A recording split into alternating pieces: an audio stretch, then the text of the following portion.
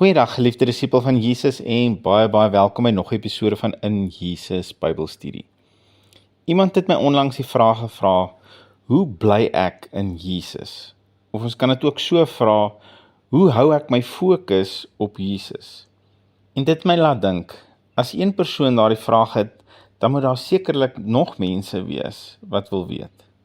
Want Jesus sê ook in Johannes 15 vers 5, ek is die wynstok, julle is die lote. Wie in my bly en ek in hom, hy dra veel vrug, want sonder my kan julle niks doen nie. So as ons in hom bly, en hy bly in ons, dan sal ons baie vrugte dra. Let wel, die vrugte kom nie omdat ons oulik is nie. Die vrugte kom wanneer ons in hom bly, en hy in ons. Dis ons koneksie met hom, en hy wat deur ons vloei, wat die goeie en aangename en bruikbare vrugte produseer. Godsdiens, of soos die Engels dit noem, religion, wil ons laat dink dis ons verantwoordelikheid om die vrug te produseer. Maar dis nie waar nie. Dis glad nie wat Jesus hier sê nie. Hy is eintlik nogals baie duidelik hieroor. Hy sê, wie in my bly en ek in hom, hy dra veel vrug. Ons verantwoordelikheid is om in hom te bly. Punt. Hy sê, dan sal ons baie vrugte dra. Hy sê nie ons sal dan baie vrugte produseer nie. Hy sê ons sal baie vrugte dra. Wat beteken, die vrugte sal net van self kom. Ons verantwoordelikheid is nie die vrugte nie, maar om in hom te bly. Om ons koneksie met hom te behou. En ons weet ook nou reeds uit ons vorige reeks, dat by wedergeboorte Christus in ons kom woon het. So hy is reeds in ons. As ons dan ander vrugte wil hê as wat ons op die oomblik sien in ons lewe, dan moet ons ons koneksie met hom ondersoek. En is hier waar die vernuwing van ons denke vir my baie duidelik word. Dit is ons verantwoordelikheid. Ons het nie 'n tekort aan voorsiening en krag nie, maar ons het wel 'n tekort aan openbaring en kennis van wat ons het en geloof in wat ons reeds besit. By wedergeboorte het God sy deel gedoen. Hy het ons gees totaal en al nuut gemaak volgens 2 Korintiërs 5 vers 17. Hy het ons dooie gees lewend gemaak in Jesus volgens Efesiërs 2 vers 1.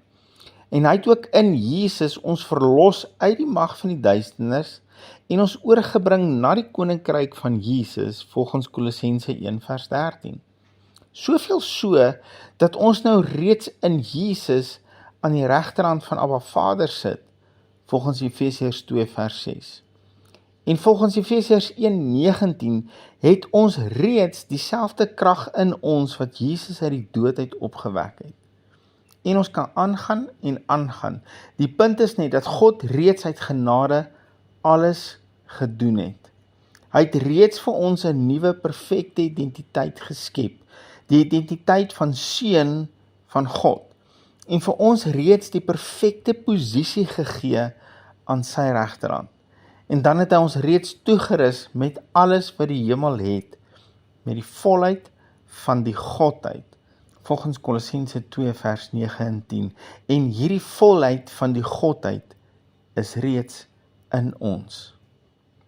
Geliefde van Jesus, ek en jy kort niks. Ons probleem is nie 'n tekort van enigiets van God af nie. As ons 'n tekort in ons lewe sien, is dit nie omdat God iets van ons weerhou nie, want ons is ten volle toegerus. Ek meen ten volle.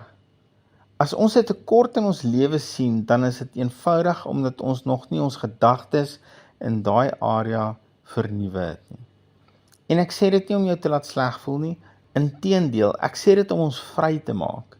Dit maak die oplossing soveel makliker as ek weet die probleem lê by my.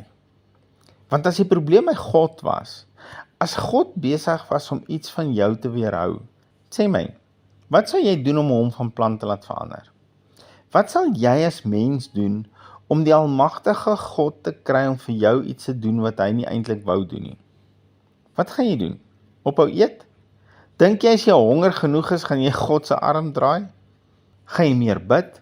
Gaan jy meer Bybel lees? Gaan jy meer kerk toe gaan? Dink jy hierdie werke gaan hom beïndruk? Dink jy nie Jesus se betaling aan die kruis troef al hierdie goed wat jy wil doen nie? Dink jy werklik jy kan iets byvoeg om dit te verbeter? En weer eens, ek vra nie hierdie vrae om jou te laat skuldig voel nie. Ek vra dit sodat ons kan sien hoe dat godsdiens ons nie nader aan God gaan bring of die regte vrug in ons lewe produseer nie. En miskien het ons nou nog glad nie vandag die vraag geantwoord van hoe bly ek in Jesus nie, of hoe fokus ek meer op Jesus. Maar ek dink dit is belangrik dat ons dalk ook eers bespreek wat dit nie beteken om in Jesus te bly nie. En ek vermoed ons gaan nog in hierdie reeks sien hoe dat om meer tyd in die woord en meer intieme tyd in gebed ons wel gaan help om in Jesus te bly en ons fokus op hom te hou. Maar dit gaan wees vanuit die regte perspektief met die regte motiewe. Nie om sy arm te draai nie, maar om hom beter te ken. Geliefde van Jesus, God wil hê dat ek en jy sal vrugte dra. Sy hart is vir my en jou. Hy is nie teen ons nie, maar vir ons. Dis hy wat dit moontlik gemaak het vir Jesus om in ons te kan wees. Dit was sy wil dat ons gees een sal wees met sy gees. Dit was hy wat ons deur dieselfde saad gewederbaar het, die saad van sy woord, sodat ons seuns en dogters van hom kan wees, net soos Jesus. Hierdie kom van hom af. Dis wat hy vir ons wil hê. Dit is sy geskenk vir ons. Dit was alles hy, sodat ek en jy sonder twyfel kan weet, ons Vader is lief vir ons en ons Vader is vir ons. Hy wil hê ons moet suksesvol wees. Hy wil hê ons moet alles bereik waarvoor sy seun betaal het aan die kruis en vir ons beskikbaar gestel het deur sy opstanding. Dis sy plan vir jou om uit te styg ver bo al jou uitdagings, maar nie net bo jou uitdagings nie, maar dat jy in hierdie lewe sal heers en die lewe van Jesus sal dupliseer in elke liewe opsig. Dit is sy wil vir jou.